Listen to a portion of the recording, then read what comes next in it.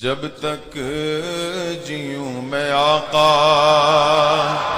کوئی غم نہ پاس آئے، کوئی غم نہ پاس آئے۔ 40 لوگ بیٹھ کر کے گھر کے اندر کلمہ طیبہ پڑھتے تھے، تب عمر فاروق رضی اللہ تعالیٰ عنہ نے یہ اعلان کیا تھا، یا رسول اللہ صلی اللہ علیہ وسلم السنا بالحق، کیا ہم حق پر نہیں ہیں؟ حضور اکرم صلی اللہ علیہ وسلم نے فرمایا بالکل کیوں نہیں، ہم حق پر ہیں۔ تو انہوں نے کہا پھر یہ بند کمرے میں تبلیغ اسلام کیوں؟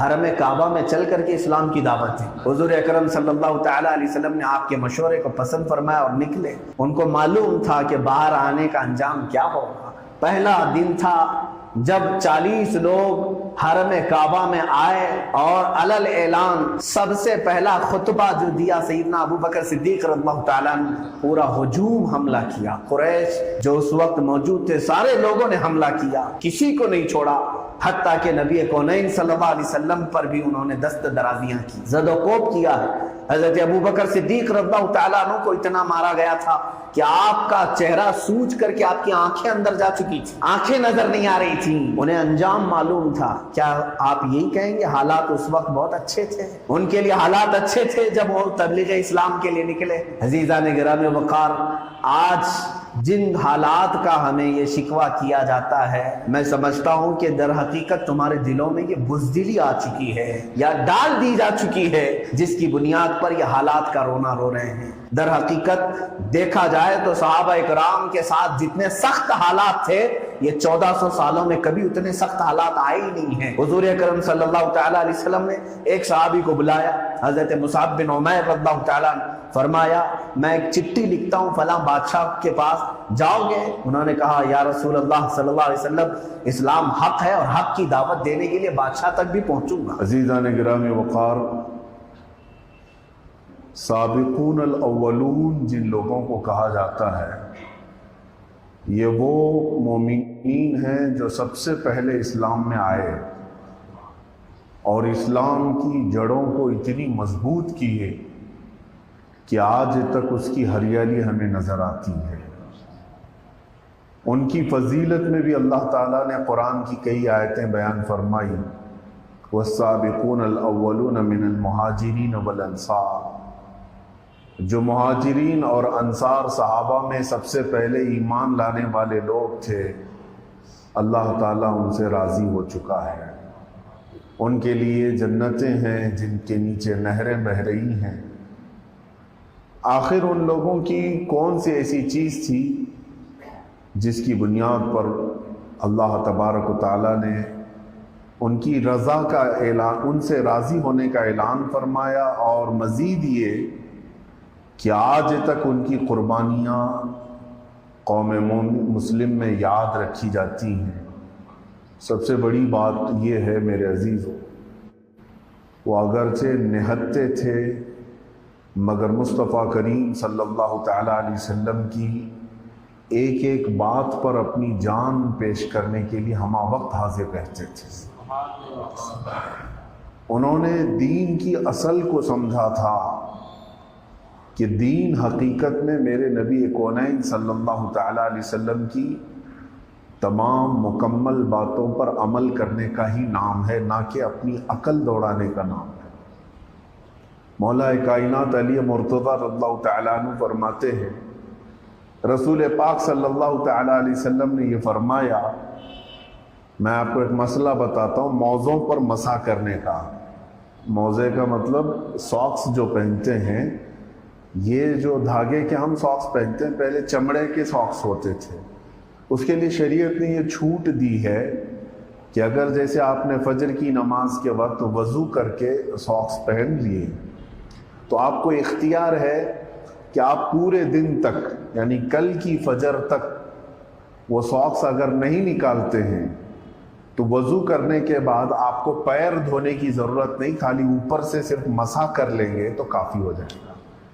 اس کو مسح علی الخفین کہتے ہیں۔ یہ مسئلہ ہے، آج بھی ہے، اور مسافر کے لیے 3 دن تک کی اجازت ہے، جب تک وہ نہیں کھولے گا پیر دھونے کی ضرورت نہیں، چاہے وضو ٹوٹ جائے، پیشاب کے لیے گیا، استنجا کے لیے گیا، پھر وہ اپنا پورا وضو کرے گا، پیر نہیں دھوئے گا، اوپر سے صرف مسح کرے گا. اس کو کہتے ہیں مسح علی الخفین. مسح کرنے کا طریقہ کیا ہے؟ اوپر سے اس طرح سے، جیسے اوپر کی انگلیوں کے اوپر سے لے کر کے پنڈلیوں تک، اس طرح تینوں انگلیوں سے اوپر تک کھینچنا ہے. میں یہ بات اس لیے عرض کر رہا ہوں کہ حقیقت اگر دیکھا جائے تو آدمی چلتا نیچے سے ہے، تلووں سے چلتا ہے. وہ موزے اور وہ ساکس کس کام کے لیے آتے تھے؟ چلنے کے لیے.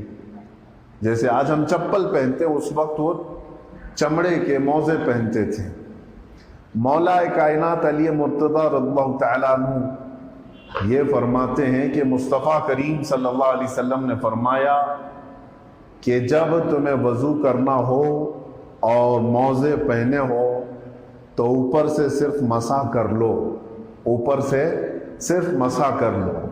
حضرت علی فرماتے ہیں اگر دین عقل کا نام ہوتا تو میں نیچے سے مسح کرتا. حضور اکرم صلی اللہ علیہ وسلم نے صرف فرما دیا کہ اوپر سے مسح کرنا ہے، تو ہم یہ نہیں پوچھتے کہ کیوں اوپر سے کرنا ہے، کیوں نیچے سے نہیں کرنا. یہی دین ہے. اقبال نے کہا ہے بمصطفیٰ برساں خیش کے دی ہما اوست. اپنے آپ کو نبی تک پہنچا دے، یہی اصل دین ہے. اگر بہو نہ رسیدی تمام بو لہبیست. اقبال فرماتے ہیں کہ اگر تم مصطفیٰ کریم صلی اللہ علیہ وسلم تک نہیں پہنچ سکے تو پھر تمہاری پوری زندگی ابو لہب کی طرح ہے کہ اپنے آپ کو نہیں پہنچا سکے نبی کونین صلی اللہ علیہ وسلم تک. عزیزان گرامی وقار، میں آج جس بات کو لے کر آپ کے سامنے حاضر ہوں وہ یہ ہے کہ دین کی بنیادیں اتنی ہلکی نہیں ہیں جس طرح سے آج اس کو سمجھا جا رہا ہے. آج ہم ہیں اور چلے جائیں گے، ایسے ہزاروں نسلیں آئیں اور چلی گئیں، لیکن دین اسلام کا کچھ خراب نہیں ہوا. اسلام اس وقت بھی پھل پھول رہا تھا جب چنگیز جیسا ظالم پوری دنیا میں اپنی ظلم کی داستانیں لکھ رہا تھا. ہلاکو جیسے برباد کرنے والے بادشاہ نے مسلمانوں کی میناروں سے، کھوپڑیوں سے مینار تعمیر کر دیا. پورا خون سے تہس نہس ہو چکا تھا. دریائے دجلہ کو لال کر دیا گیا تھا. اس وقت بھی اسلام ختم نہیں ہوا، اسلام پھل پھول رہا تھا. کے زمانے میں بھی اس اسلام کے تک بھی باقی ہے. آپ کیا سمجھتے ہیں کہ ہم چند لوگوں کے منہ پھیر لینے سے اسلام ختم ہو جائے گا؟ آج تم کمپرومائز کر کے چلے جاؤ گے تو کیا دین ختم ہو جائے گا؟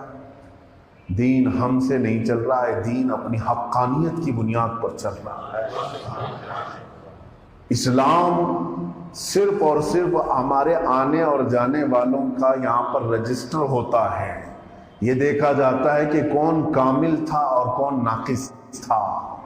اور اگر لوگ یہ سمجھ کر کے بیٹھے کہ ہم ہی سے دین چل رہا ہے تو یہ ان کی خیالی ہے، یہ ان کی خام خیالی ہے. عزیزان گرامی وقار، صحابہ کرام رضوان اللہ تعالی علیہم اجمعین جو بنیادیں لے کر کے پوری دنیا میں چلے تھے، اسی کی طرف میں آپ کو توجہ دلانا چاہتا ہوں.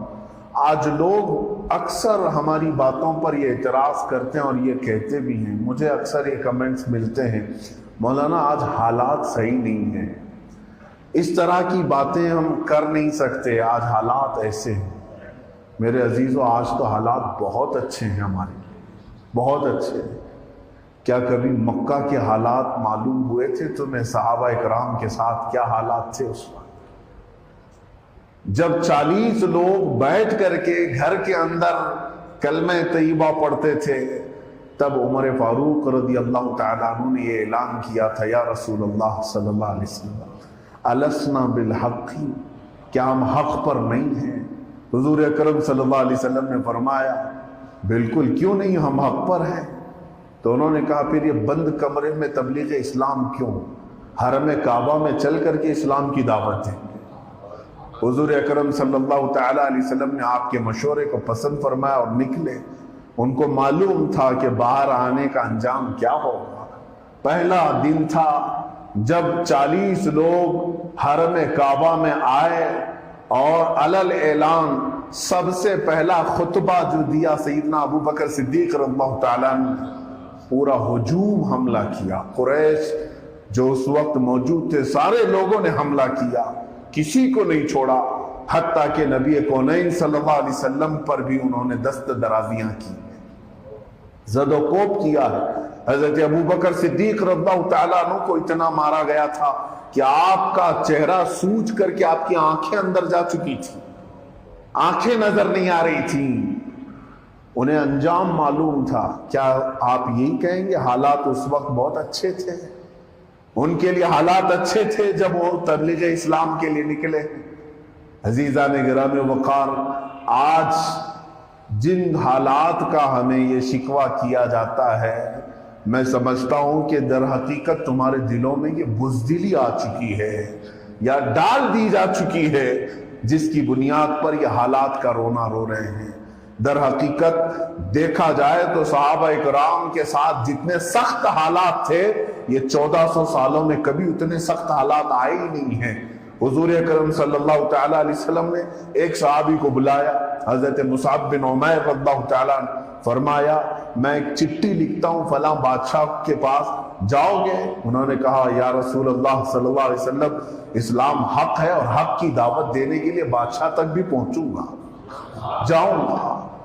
حضور اکرم صلی اللہ علیہ وسلم نے 3 اور 4 سفیر اپنے منتخب کیے، تنہا اکیلے گھوڑا اٹھایا اور ان کے پاس نہ ہتھیار، حضور اکرم صلی اللہ علیہ وسلم کے قاصد بن کر کے کس کے پاس جا رہے ہیں؟ اس وقت کی سپر پاور ایران کی حکومت، کسرا بادشاہ، اس کے پاس دعوت اسلام لے کر تنہا صحابی جا رہے ہیں۔ شاہ مقوقس کے پاس گئے ہیں، مصر کے بادشاہ کے پاس، قیصر روم کے پاس، ایک ایک تنہا صحابی گئے ہیں۔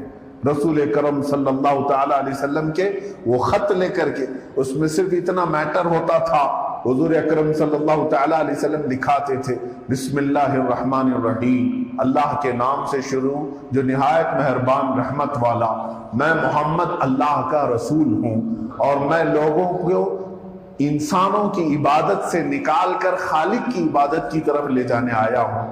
یہ پیغام دے کر کے حضور اکرم صلی اللہ علیہ وسلم بھیجتے، لے جانے والے کے دل میں یہ بات کیا نہیں آتی ہوگی، میں بھرے دربار میں جاؤں گا اور اس کے دین کے خلاف میں اپنا دین پیش کروں گا، میری کیا حالت ہو سکتی ہے؟ انہیں کیا یہ احساس نہیں تھا؟ انہوں نے کبھی یہ نہیں کہا حالات ایسے نہیں ہیں، جا کر کے کسرا کے پاس ہم دعوت اسلام پیش کریں۔ صحابہ نے کبھی یہ نہیں کہا حالات ایسے نہیں ہیں کہ شاہ مقوقس کے پاس جائیں، بلکہ انہوں نے یہ کہا مصطفیٰ کریم صلی اللہ علیہ وسلم نے اگر حکم فرمایا ہے تو ہمیں اس بات کا کیا دیکھنا کہ حالات کیسے ہیں، اس لیے کہ حالات جو بھی بنتے ہیں، سنورتے ہیں، بگڑتے ہیں، سب کا مالک اور خالق اللہ رب العزت ہے۔ اور وہ نکلے، گئے بھی ایران کے بادشاہ کے پاس ایک صحابی ہیں، مقوقس کے پاس ایک صحابی ہیں، قیصر کے پاس ایک صحابی ہیں، اور وہ پڑھ کر کے بھرے مجمع میں سنا رہے ہیں۔ ان میں سے کئی بادشاہوں نے اسلام قبول بھی کیا ہے، حضور اکرم صلی اللہ علیہ وسلم کو تحفے اور ہدایہ دے کر کے بھی بھیجا ہے۔ ایک بادشاہ نے قیصر روم نے حضور صلی اللہ تعالیٰ علیہ وسلم کے، کسرا نے حضور صلی اللہ علیہ وسلم کے خط کو پھاڑ دیا اور حضور اکرم صلی اللہ علیہ وسلم کے قاصد کو قتل بھی کیا، مارا بھی۔ یہ بھی حالات ہوئے ان کے ساتھ۔ واپس آئے، میرے آقا صلی اللہ علیہ وسلم نے صرف اتنا فرمایا، جس نے میرے فرمان کو پھاڑا عنقریب اللہ اس کی سلطنت کو پھاڑ دے، جس نے میرے قاصد کو قتل کیا اللہ تعالیٰ اسے قتل فرمائے گا۔ چند دنوں کے بعد پوری اس بادشاہ کی سلطنت میں ایسا وبال آیا کہ اس کے بیٹے نے ہی اسے قتل کیا، باپ کو تخت دار پر چڑھایا، اور وہ سلطنت ایسی بکھر گئی کہ کئی ٹکڑوں میں بٹ گئی، ایک سلطنت تقسیم ہو گئی۔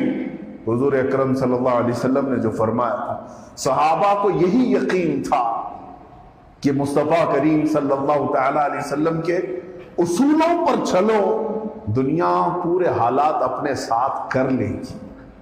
ایک بات میں آج آپ کو بتا کر چلوں میرے عزیزوں، جیسے بھی حالات ہیں، ہم غلام رسول ہیں یا نہیں؟ نبی کونین صلی اللہ علیہ وسلم کی نسبت ہمارے ساتھ ہے یا نہیں؟ اللہ رب العزت نے تو وعدہ یہ فرمایا ہے، تم اگر اس طرف چلو، ہوائیں اگر مخالف ہیں تو مولا تمہارے خلاف کی ہواؤں کو بدل بھی سکتا ہے، ہوائیں بدل سکتی ہیں۔ مصطفیٰ کریم صلی اللہ علیہ وسلم کے دیوانے اگر چل پڑے، آپ نے کبھی یہ سوچا کہ حضور اکرم صلی اللہ علیہ وسلم کی یہ چند سپاہی افریقہ کے جنگلوں میں گئے ہیں دین کی تبلیغ کے لیے؟ کہاں پر؟ جو بربر قوم تھی، جس کو بربر قوم کہا جاتا تھا، جو انسانوں کو کاٹتے تھے، کھاتے تھے، ان کے پاس گئے ہیں۔ اور یہ صحابہ کرام رضوان اللہ تعالی علیہم اجمعین جو دین اسلام کی یہ نشر و اشاعت کے لیے نکلے تھے، نہ انہیں زبان آتی تھی کہ ان کی وہ بربر قوم کی، جب وہ جنگلوں میں پہنچے تو ایسی قوم کے پاس پہنچے ہیں جن کو کپڑے پہننے کا بھی سلیقہ نہیں، وہ کپڑے بھی نہیں پہنتے تھے، خونخوار لوگ تھے، ان کے درمیان پہنچے ہیں۔ انہوں نے کبھی یہ نہیں کہا حالات ایسے نہیں ہیں یہاں اسلام لانے کے مطابق، کبھی وہ صحابہ نے شکایت نہیں کی کہ جنگل میں یہ خونخوار لوگوں کے پاس ہم دین اسلام کیسے لے کر کے آئیں۔ حالات اس طرح کے نہیں، تم حالات کرتے ہوئے بیٹھو، کیا آپ کے لیے پوری بادشاہت سجا دی جائے تب آپ اسلام کی بات کریں گے؟ عزیزان گرامی وقار، آج 2 وقت کی ناز و نعم کی روٹی مولا تمہیں کھلا رہا ہے، عزت کے چہرے تمہیں عطا کیا ہے، عزت کے ساتھ مسجدوں میں نمازیں تمہاری ہو رہی ہیں، ساری چیزیں ہیں، اس کے باوجود آج کچھ لوگ اس طرح کا رونا روتے ہیں کہ ایسے حالات ہیں کہ ہمیں کچھ فلیکسیبل ہونا چاہیے، ایسے فلیکسیبل جس کو کہا جاتا ہے کوا چلا ہنس کی چال اپنی چال بھول گئے۔ جب بہت دنوں تک شیر کتوں کی صحبت میں رہتا ہے تو سننے میں یہ آتا ہے کہ شیر بھی بھونکنے لگ جاتا ہے، کتا بننے لگ جاتا ہے۔ اس کو کہتے ہیں بہت زیادہ جو فلیکسیبل بننے کی کوشش کرتا ہے وہ اپنی اصلیت گنوا جاتا ہے، اپنی اصلیت بھول جاتا ہے۔ آج جو لوگ اس طرح کی باتیں کر رہے ہیں، ہم نے ان کے مستقبل کو بھی دیکھا، ان کے چند دنوں کے بعد ہونے والے حالات کو بھی دیکھا، جو دین کو ہلکا سمجھ کر کے ساری چلتا والی باتیں کرنے لگے، چند دنوں کے بعد ان کی پیشانیوں پر ٹیکے بھی لگے، چند دنوں کے بعد ان کے گھروں میں پوجا پاٹ بھی ہونے لگی، چند دنوں کے بعد ہم نے دیکھا ہے کہ ان کے گھروں میں کامن نام بھی آنے لگے۔ اس کی وجہ صرف اور صرف یہ ہے کہ وہ فلیکسیبل بننے کی کوشش کرتے رہے، نہ دین ان کے پاس رہا، نہ ادھر کے نہ ادھر کے۔ عزیزان گرامی وقار، پہرا دو مصطفیٰ کریم صلی اللہ علیہ وسلم کے اصولوں پر، نبی کونین صلی اللہ تعالی علیہ وسلم کی اس دین کی بات اس وقت تک کرتے رہو جب تک تمہارے جسم میں اللہ نے جان باقی رکھی ہے۔ میں آپ کو بتاؤں، امام احمد بن حنبل رضی اللہ تعالیٰ عنہ کی بات مجھے آج اس لیے کہنی ہے، میرا یہ پیغام پہنچایا جائے، یہ میں بڑی شدت کے ساتھ اس کو احساس کر رہا ہوں۔ آج سوشل میڈیا پر ہمارا ایک کثیر نوجوانوں کا طبقہ جو صرف اور صرف سوشل میڈیائی علماء اور مفتیان کرام کو پڑھ رہے ہیں اور دیکھ رہے ہیں، انتظار میں رہتے ہیں کہ اب کیا حکم آئے گا، کیا آرڈر آئے۔ میں مسلسل دیکھ رہا ہوں جب سے یہ حالات یہاں پر بگڑتے گئے، ابھی کی بات نہیں کر رہا ہوں، اس سے قبل بھی جو حکومتوں نے قوانین بدلنے کی کوشش کی، اس سے پہلے بھی کچھ ایسے مداہنت پسند لوگ جن کے چہروں پر داڑیاں بھی ہیں، سروں پر عمامے بھی ہیں، جسم پر جبے بھی ہیں، لیکن ان کا قلم جب چلتا ہے تو اتنا ہلکا اور آسان کر کے دین کو۔ مجھے افسوس ہے اس بات کا کہ دین کو اس طرح سے ہلکا کر کے لوگوں کے سامنے پیش کیا گیا۔ اب لوگ اسی بات کے انتظار میں رہتے ہیں کہ ہر چیز کا یہاں پر بدل موجود ہے، مسجد نہیں تو گھر اس کا بدل ہے، عید نہیں تو اس کا بدل نفل ہے، روزہ نہیں تو اس کا بدل صدقہ و خیرات ہے۔ ہر چیز کا بدل علماء سے ڈھونڈنے کے متلاشی ہیں آج نوجوان، اور کچھ علماء نے یہ کام کیا بھی ہے سوشل میڈیا۔ آپ ایسا نہ کرو، جائز ہے، یہ بھی کر سکتے ہو۔ آپ ایسا نہ کرو، یہ بھی جائز ہے۔ عزیزان گرامی وقار، اب دیکھو کہ بقرعید آنے والی ہے، میں انتظار میں تھا کہ کوئی ایسا ہی صلح کلی، کوئی ایسا ہوگا جو سب کو صحیح کہنے والا عنقریب فتویٰ دے گا کہ آپ جانوروں کی قربانی نہ کر کے خیرات بھی کر دو، چلے گا، جائز ہو جائے گا۔ اس طرح کی باتیں میں سوچ ہی رہا تھا، اور کل مجھے وہ فتویٰ مل بھی گیا۔ سوشل میڈیا پر کسی نے یہ بات بھی ڈال دی کہ اگر آپ یہاں ایسے ایسے حالات ہیں تو آپ وہ رقم غریبوں میں تقسیم کر دیں۔ میں ان سے کہتا ہوں کہ غریبوں کو تقسیم کرنے کی بات اور فکر صرف قربانی میں کیوں؟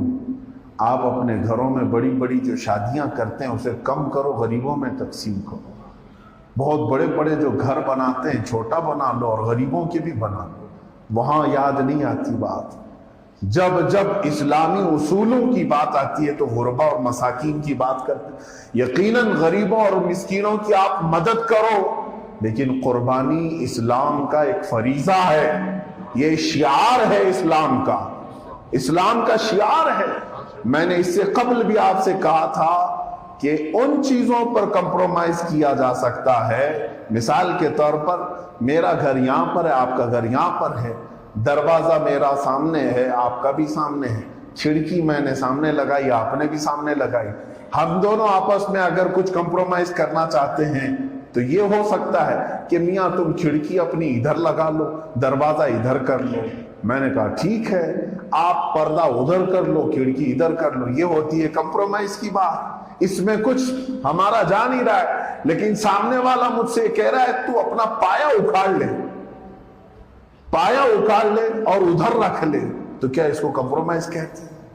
عزیزان گرامی وقار، یہ اس طرح سے اگر کوئی جڑیں نکالنے کی بات کرے تو یہاں فلیکسیبل ہونے کی بات نہیں ہے، بلکہ وہ مجھے تباہ و برباد کرنے کی بات کر رہا ہے۔ اسی طرح دین کے کچھ اصول ہیں، ان میں کمپرومائز نہیں ہوتا۔ دین کے اصولوں میں ہمیشہ صحابہ اکرام رضوان اللہ تعالی علیہم اجمعین سے لے کر آج تک وہ لوگ اپنی جان قربان کر چکے، لیکن اسلام کی کسی چیز کو انہوں نے کمپرومائز نہیں کیا۔ اگر ایسا ہی کرنا ہوتا، حالات کے پیش نظر آسانی لانا ہوتا، تو سب سے بڑی آسانی لانے کے لیے امام حسین کربلا میں نہیں جاتے۔ ان کے پاس تو حالات ایسے سخت تھے، ظالم بادشاہ بیٹھ چکا تھا تخت پر، ان کے بچوں کی جان کے لالے پڑ چکے تھے، اپنا ایک گھر لے کر کے وہ امام کربلا کے میدان میں چلے آئے۔ عزیزان گرامی وقار، کربلا کی داستانوں کو سننے والے اور سنانے والے قطعاً ایسی بات نہ کریں کہ دین میں ایسے اگر حالات آ جائیں تو ہمیں اس طرح کی مصلحت کا دروازہ کھول دینا چاہیے، پھر کل قیامت کے دن امام حسین کو تمہیں جواب دینا پڑے گا۔ سرکار سید الشہداء امام حسین اعظم رضی اللہ تعالیٰ عنہ اپنے گھر کے 72 نفوس قدسیہ کو اللہ کی راہ میں پیش کر دیا، اس کے باوجود دین کی کسی اصل اور بنیاد پر ذرا برابر بھی آنچ آنے نہیں دیا۔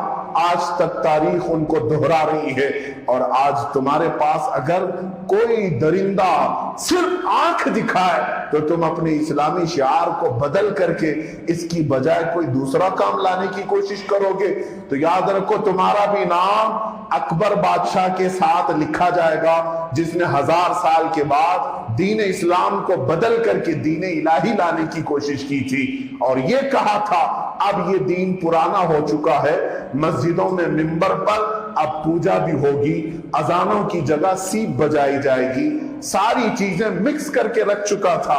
ایسا دین اگر تم چاہتے ہو تو تمہیں وہ اکبر کا دین مبارک ہو، اگر دین اسلام چاہتے ہو تو محمد رسول اللہ کے دین میں آؤ، رسول کریم صلی اللہ علیہ وسلم کے دین میں آؤ۔ علماء محتاط ہو جائیں، جتنے علماء ذمہ دار ہیں وہ قوم کو بزدلی کی طرف نہ لے جائے۔ مجھے پڑھ کر کے میری آنکھیں اس وقت جب ڈگا گئی جب امام احمد بن حنبل رضی اللہ تعالیٰ عنہ کا دور تھا۔ 4 اماموں میں سے ایک نام سنا ہے کہ نہیں آپ نے؟ امام احمد بن حنبل، کروڑوں سلام ہو ان کی تربت پر۔ اپنے دور میں جب خلفاء کا دور تھا، یہ اموی خلفاء اور ان کے بعد عباسی خلفاء کا دور آیا، ایک خلیفہ تھا جو گمراہ ہو چکا تھا، اور اس وقت ایک مسئلہ اٹھا تھا کہ قرآن اللہ کی مخلوق ہے یا نہیں۔ قرآن اللہ کی مخلوق کسے کہتے ہیں؟ جس کو اللہ نے پیدا کیا ہے، اور مخلوق کیا ہے؟ فنا ہونے والی۔ خالق فنا ہوگا؟ خالق نہیں فنا ہوگا، مخلوق فنا ہو جائے گا۔ اللہ کے سوا ہر چیز فنا ہونے والی ہے۔ اس وقت کچھ معتزلی علماء جو فتنہ پرور تھے اور عقیدے میں ان کے بگاڑ آ چکی تھی، انہوں نے ایک شوشہ چھوڑا کہ قرآن اللہ کی مخلوق ہے، جس کا مطلب کیا ہوا؟ قرآن بھی فنا ہونے والا ہے، اگر مخلوق ہے تو فنا ہو جائے گا۔ لیکن جو علماء اہل سنت تھے ان کا کہنا تھا نہیں، قرآن اللہ کی مخلوق نہیں، بلکہ یہ اللہ کی صفت ہے، اللہ کا علم ہے۔ قرآن جب تک اللہ تعالیٰ کے ساتھ ہمیشہ باقی رہے گا۔ یہ جو ورق والا قرآن ہے، یہ ورق جس میں لکھا ہے، یہ اصل اس کو نہیں کہہ رہا ہوں میں۔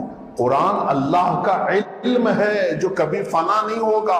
ورق اگرچہ پھٹ جائے، نکل جائے، لیکن جو اصل قرآن علم ہے وہ کبھی فنا نہیں ہوگا۔ یہی ہمارا عقیدہ ہے، آج بھی ہمارا عقیدہ یہی ہے، قرآن فنا نہیں ہوگا۔ اللہ کا علم ہے، اللہ کی ذات کے ساتھ اس کی صفت ہمیشہ باقی رہے گی۔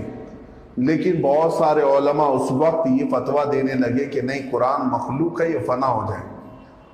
اب جب کسی کے پاس حکومت ہوتی ہے تو وہ اپنے مزاج کے مطابق فتوے بھی علماء سے دلواتے ہیں اور زبردستی لوگوں کو اس کا پابند بھی بناتے ہیں، جیسے آج سعودی کر رہے ہیں۔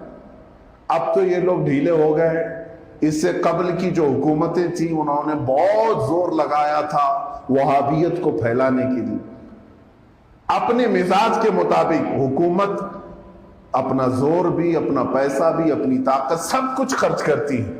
اس وقت سارے علماء کو خریدا بھی گیا، جو بکنا تھا بک گئے، اور جو باقی رہے ان میں امام احمد بن حنبل رضی اللہ تعالی اور کچھ علماء اہل سنت تھے جنہوں نے اس وقت بھی فتویٰ دیا نہیں، قرآن اللہ کی صفت ہے۔ یہ مسئلہ بھی میں نے آج آپ کو بتایا، قرآن اللہ کی صفت ہے، اللہ کا علم ہے، یہ فنا نہیں ہوگا۔ سارے مولوی سب جمع ہو کر کے خلیفہ کو چڑھایا، کہا کہ ایک احمد بن حنبل ہے، یہ الگ ہی اپنی بات کر رہا ہے، جبکہ سارے علماء ایک طرف ہو گئے۔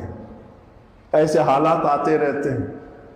جو حق علماء ہیں وہ کثرت کبھی نہ دیکھیں کہ کس طرف زیادہ میجورٹی جا رہی ہے، دیکھیں کہ حق کس طرف ہے۔ اس وقت سارے خلیفہ کو آ کر کے علماء نے چڑھایا، احمد بن حنبل کو بلایا گیا، امام احمد بن حنبل سے پوچھا گیا، انہوں نے بادشاہ کے پاس، خلیفہ کے پاس بھی وہی بات دہرائی، میرا فتویٰ یہی ہے، علم بھی یہی ہے، اور حقیقت میں قرآن و حدیث سے یہی ثابت بھی ہے کہ یہ اللہ کا علم ہے، کبھی فنا نہیں ہوگا۔ اس نے کہا تم فتویٰ بدل لو، فتویٰ بدل لو۔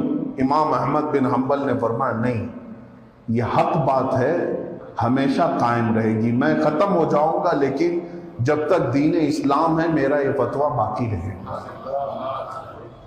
آج تک وہ فتویٰ باقی بھی ہے۔ خلیفہ نے زور لگایا، قید کر دیا جیل میں، کئی دن تک جیل میں رکھا گیا، باہر نکالا اور پھر پوچھا آپ نے وہی فتویٰ دیا۔ امام احمد بن حنبل رضی اللہ تعالیٰ عنہ کو کوڑے لگانے کا حکم ہے۔ 4 اماموں میں سے ایک امام ہیں، کروڑوں مسلمان جن کی اقتدا کر چکے اور کر بھی رہے ہیں آج بھی، ایسے امام کو کوڑے مارے گئے۔ آج لوگ صرف یہ سمجھتے ہیں کہ مولانا کے اوپر کیس ہو گیا ہے، کچھ بھی نہیں ہوا۔ ہمارے بڑوں کو سولی پر چڑھایا جا چکا، ان کی پیٹھ پر کوڑے مارے گئے۔ میرے عزیزوں، ہمارے ساتھ کچھ بھی نہیں ہوا، پھر بھی لوگ رو رہے ہیں کہ حالات خراب ہیں۔ امام احمد بن حنبل رضی اللہ تعالیٰ عنہ کو کوڑے مارے اور اس کے بعد آزاد کیا۔ پھر دوسرا بادشاہ آیا، اس نے پھر 100 کوڑے مارے۔ تیسرا بادشاہ آیا، اس نے پھر 100 کوڑے مارے۔ 300 کوڑے کھانا معمولی بات نہیں۔ آپ کی پیٹھ کے اوپر کی چمڑی پوری نکل چکی تھی، گوشت پورا نظر آتا تھا۔ امام احمد بن حنبل رضی اللہ تعالیٰ عنہ کی پیٹھ جھک گئی تھی۔ ایک دن آپ راستے سے چل رہے تھے، یہ واقعہ سن کر کے رونگٹے کھڑے ہو جاتے۔ امام احمد بن حنبل رضی اللہ تعالیٰ عنہ تنہا ہو گئے۔ اچھے اچھے لوگ ساتھ چھوڑ جاتے ہیں، حق بات بولنے کے اچھے اچھے دور ہو جاتے ہیں۔ امام احمد بن حنبل تنہا جا رہے تھے۔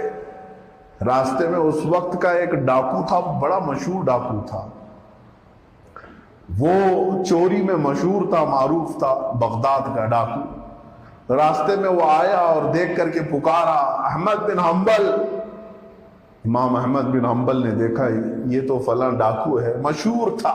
وہ آیا، آ کر کے اس نے جو بات کہی، امام احمد بن حنبل فرماتے ہیں میں نے اس کو ہمیشہ تاریخ میں لکھ لیا اور میں نے اپنی زندگی کا دستور بنا لیا۔ اس نے کیا بات کہی جانتے ہیں؟ وہ ڈاکو کہتا ہے، اے احمد بن حنبل، معلوم ہے میں چوری کرتا ہوں، آپ کو بھی معلوم ہے؟ کہا ہاں معلوم ہے۔ کہا میں نے چوری کرنے کا جو زمانہ ہے وہ کافی پرانا ہو چکا، اب تک جاری ہے، لیکن چھوٹی نہیں، ابھی تک چھوٹی۔ کتنی مرتبہ پکڑا گیا ہے وہ ڈاکو، نہ جانے کتنی مرتبہ پکڑا گیا ہے، اور جب بھی پکڑا جاتا ہے اس نے خود اپنی بات کہی، اب تک مجھے 15,000 کوڑے لگ چکے ہیں۔ کتنے؟ 15,000 کوڑے لگ چکے ہیں میری زندگی میں چوری پر، پھر بھی میری چوری چھوٹی نہیں۔ وہ کہتا ہے اے احمد بن حنبل، میں تو چوری جیسا گناہ نہیں چھوڑا 15,000 کوڑوں پر، تم صرف 100 کوڑوں پر حق بات کبھی نہ چھوڑوں گا۔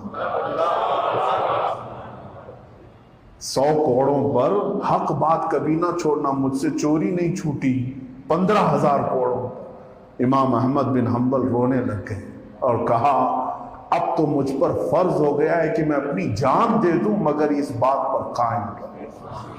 عزیزان گرامی وقار، دین اسلام نے جب امام احمد بن حنبل رضی اللہ تعالیٰ عنہ کو پھر ایک مرتبہ پیش کیا گیا اور جلاد نے کوڑے لگائے تھے، وہ واقعہ بھی موجود ہے کہ جلاد صرف اور صرف تہبند باندھ کر کے اور کچھ نہیں، ایک لنگی باندھی رہتی اور جسم پر کچھ نہیں، اور ننگی پیٹھ پر کوڑے مارے جاتے۔ امام احمد بن حنبل رضی اللہ تعالیٰ عنہ کے ساتھ ایک وقت ایسا بھی آیا کہ جب آپ کی آنکھوں سے آنسو نکل گئے، رونے لگے، کئی کوڑے کھائے، روئے نہیں تھے اس دن، اس لیے رو رہے تھے کہ لنگی کھل رہی تھی، تہبند کھلنے کو تھی، ناف سے نیچے آ جائے تو سطر نہ دکھ جائے۔ جلاد کے کوڑے کھانے کے وقت بھی اگر خیال ہے تو سطر عورت کا خیال ہے، شریعت مصطفیٰ صلی اللہ علیہ وسلم کا خیال ہے۔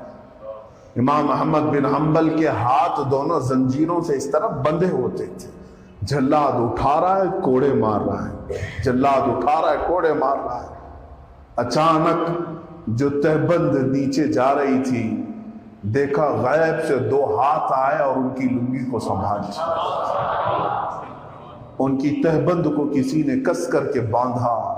امام احمد بن حنبل کی جو آنکھوں میں آنسو تھے، اچانک آپ مسکرانے لگے اور پکار کر کہنے لگے فزت برب الکعبہ، رب کعبہ کی قسم اب میں مراد کو پہنچ چکا، میں کامیاب ہو گیا۔ وہ جلاد اپنا کوڑا نیچے چھوڑ دیا، پوچھنے لگا اچانک یہ کیا ماجرا ہے کہ روتے روتے تو ہنسنے لگا اور تیری تہبند کھل رہی تھی، میں بھی انتظار میں تھا، یہ کیسے بند گئی؟ امام احمد بن حنبل نے کہا اے جلاد تو اپنا کام جاری رکھ، تو اپنا کام جاری رکھ، جس کے دین کی حفاظت کے لیے میں کوڑے کھا رہا ہوں، اس نبی رحمت نے اپنے ہاتھوں سے میری تہبند کو سنبھالا۔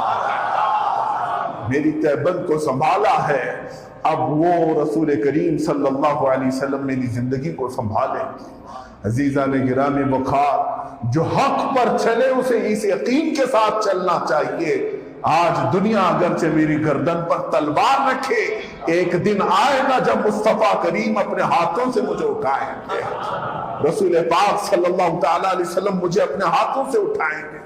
آج جو ان حالات پر دین پر قائم رہے گا اس کے لیے میں بشارت دیتا ہوں، مصطفیٰ کریم صلی اللہ تعالی علیہ وسلم کا اگر تمہیں انتظار ہے تو ان کے دین کی پہرے داری کرو، یہ نہیں کہ کمپرومائز کر کے اپنا سب کچھ بیچ ڈالو۔ ہے میرے عزیزو، آج دنیا تمہارے چہروں میں دین دیکھنا چاہتی ہے، آج تمہارے اخلاق میں مصطفیٰ کریم صلی اللہ علیہ وسلم کی سنتیں ڈھونڈنا چاہتی ہے۔ تم اگر ان کے ترجمان نہیں بن سکے تو کون ترجمان مصطفیٰ بنے گا؟ کون بنے گا؟ آج دنیا تمہاری زندگی میں ڈھونڈ رہی ہے نبی کونین صلی اللہ علیہ وسلم کی خوشبوؤں کو، تم آج ان کی خوشبوؤں کو بسا کر کے تو دیکھو۔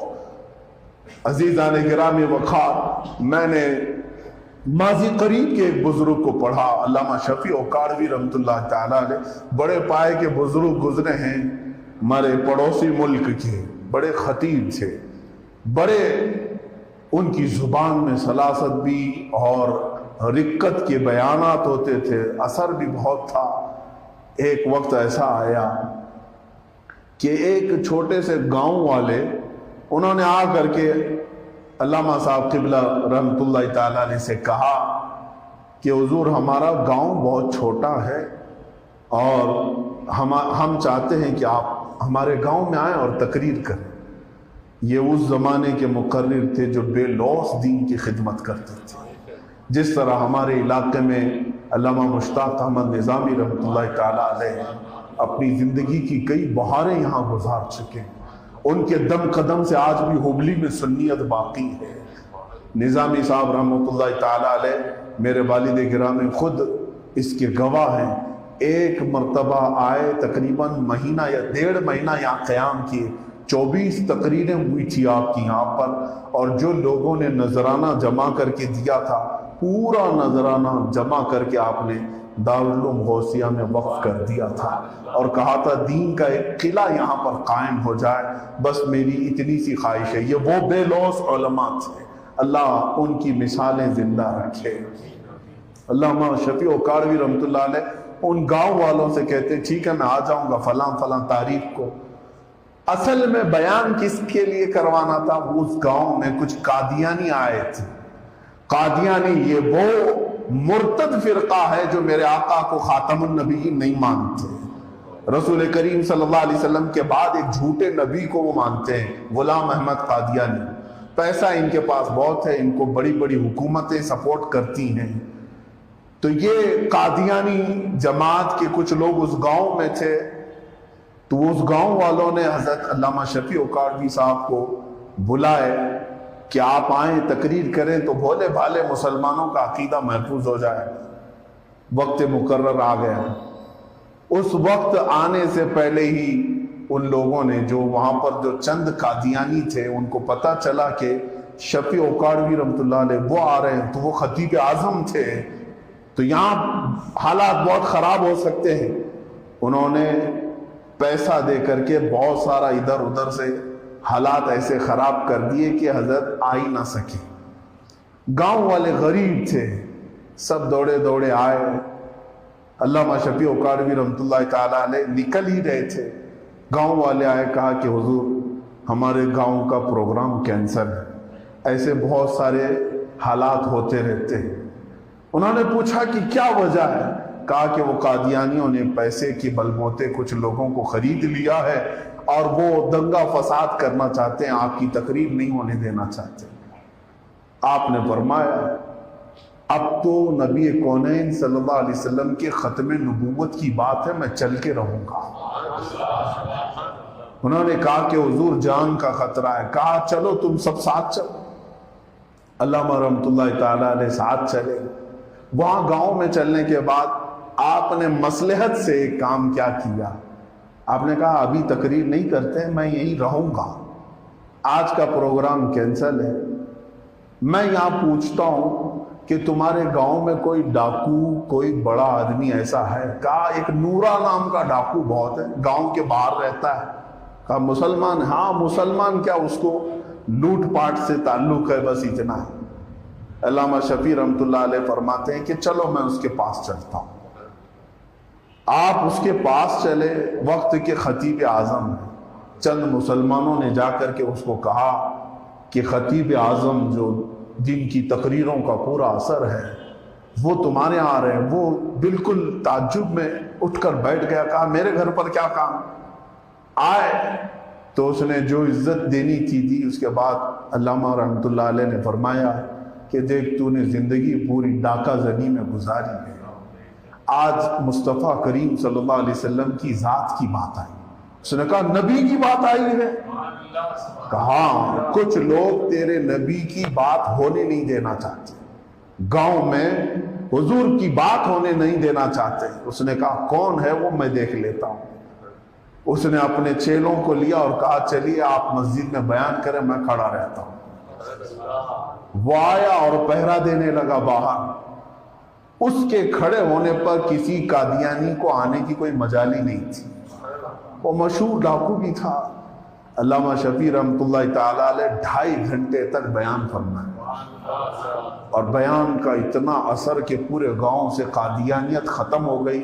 جو چند لوگ متاثر تھے وہ بھی مجمع میں توبہ کر چکے تھے، اور وہ جو نورا نام کا ڈاکو تھا وہ پوری زندگی ڈاکہ زنی میں اور لوٹ پاٹ میں گزارا تھا۔ پہلی مرتبہ اس نے بھی تقریر سنی اور باہر کھڑا رہا، اور جب تقریر ختم ہو گئی تو اس نے کہا مولانا صاحب آپ کا کام ختم ہو گیا، اب میرا کام، میں جا رہا ہوں۔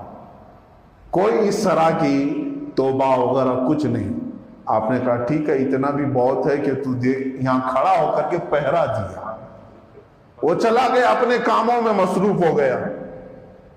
اس کا کام تھا پھر وہی ڈاکہ زنی، ایک دوسرے کو پکڑ دکڑ، ہفتہ وصولی، اسی میں لگا رہا۔ علامہ شفیع رحمۃ اللہ تعالی علیہ خود فرماتے ہیں کہ وہ واپس آئے اپنے وطن، 3-4 مہینے نہیں بلکہ 6 مہینے گزر گئے۔ 6 مہینے کے بعد یا کافی دنوں کے بعد آپ فرماتے ہیں میرے گھر پر ایک بزرگ کوئی آئے، میں نے دروازہ کھولا، وہ سہمے ہوئے تھے، جسم نڈھال تھا، اندر آئے، آ کر کے بیٹھتے ہیں اور چہرے پر بڑی داڑھی ہے، خوبصورت ہے۔ میں نے بٹھایا، چائے کے بعد پوچھا کہ کیا بات ہے، تو انہوں نے کہا کہ حضور علامہ شفیع رحمۃ اللہ تعالیٰ سے آپ نے مجھے پہچانا نہیں، میں وہی نورا ڈاکو ہوں۔ آج سے چند مہینے پہلے آپ ہمارے گاؤں آئے تھے، میں آپ کی تقریر کے وقت باہر پہرا دے رہا تھا۔ کہا تم پوری آج شکل تبدیل کر چکے ہو، تمہارے چہرے پر اس وقت نہ داڑھی کا ایک رواں تھا، کچھ بھی نہیں تھا، تمہارا لہیم شہیم جسم تھا، آج عجیب سے ایک بڑھاپا تمہارے اندر نظر آ رہا ہے، اتنی جلدی اتنی تبدیلی۔ وہ شخص کہتا ہے مجھے معلوم نہیں تھا کہ دین کے لیے پہرا دینے کا اجر اتنا بڑا ہوتا۔ آپ تو تقریر کر کے چلے گئے، مجھے آپ کا عطا پتہ بھی نہیں معلوم تھا۔